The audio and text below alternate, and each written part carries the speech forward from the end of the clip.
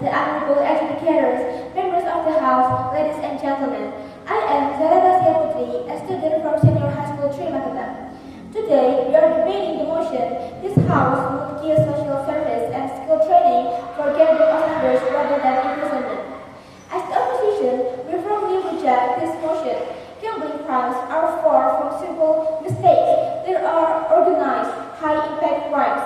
Rehabilitation is important, but replacing prison entirely would be dangerous. Allow me to explain why. To begin, let us clarify this debate. The proposition was to replace all prison sentences for gambling offenders with social service and skill training. In this debate, gambling offenders refer to those convicted of operating, facilitating, or organizing illegal gambling activities, not just casual players. The opposition believes that rehabilitation should complement, not replace, prison sentences. With this understanding, let us move into the core of our argument. So, our argument is prison as necessary deterrent for gambling crimes. Ladies and gentlemen, gambling crimes are not victimless crimes. In fact, Indonesia's Penal Code Article 303 states that gambling is punishable by up to 10 years in prison and heavy fines, showing that the law itself considers gambling a serious criminal offense. If we replace prison entirely, it will weaken deterrence and signal that these crimes are not serious. To prove this, let us look at the real-world evidence.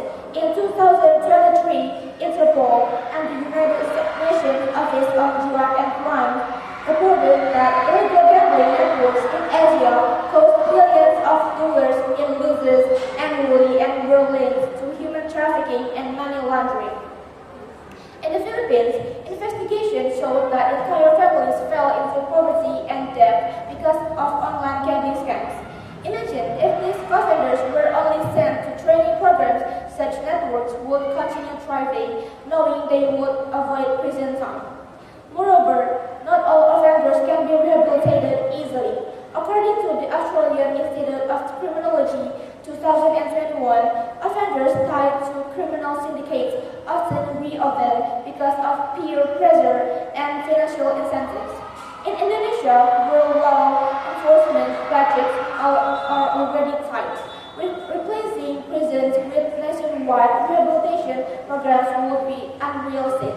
The World Bank highlights that Indonesia spends only around 4% of its GDP on justice and law enforcement, showing we are not yet equipped to handle this shift.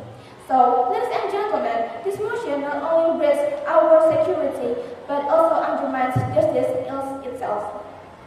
What happens if we adopt this motion? The consequences are clear.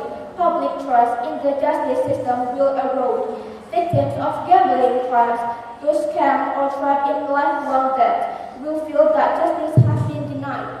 Criminal syndicates will be emboldened, gambling activities will spread, and crime rates will rise. Simply put, this motion would endanger this society. In contrast, our side offers a balanced and realistic solution. We do not oppose rehabilitation, but we believe it must work alongside imprisonment. Low-level or first-time offenders can serve shorter sentences combined with rehabilitation programs, while syndicate leaders or repeat offenders must face full prison sentences.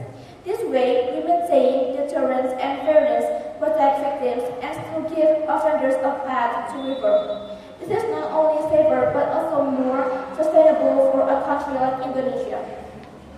To conclude, this debate is not about rejecting rehabilitation. It is about rejecting a complete replacement of prison. Gambling is already recognized under Indonesia's Penal Code article as a serious crime for a reason. It harms families, the economy, and social order. If we remove prison entirely, we weaken deterrence, overburden the system, and harm victims. The opposition believes that a balanced justice system, imprisonment combined with rehabilitation, is the fairest and safest choice. For these reasons, we strongly oppose